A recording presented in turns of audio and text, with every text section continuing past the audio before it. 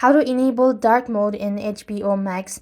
Welcome back to our channel. In this guide video, I'm going to show you the procedure on how can you enable dark mode in HBO Max. So the Max application uses a fixed dark interface and does not have an in-app settings to enable a light or dark mode. So the dark theme is permanent part of an app design and branding.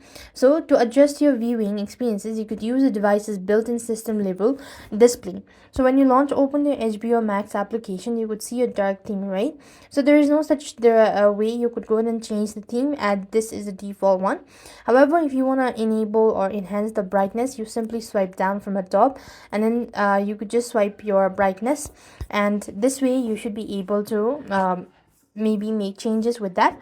So likewise, other than that, there is no such option. You could go ahead and enable dark mode, as by default itself the HBO Max is in dark mode.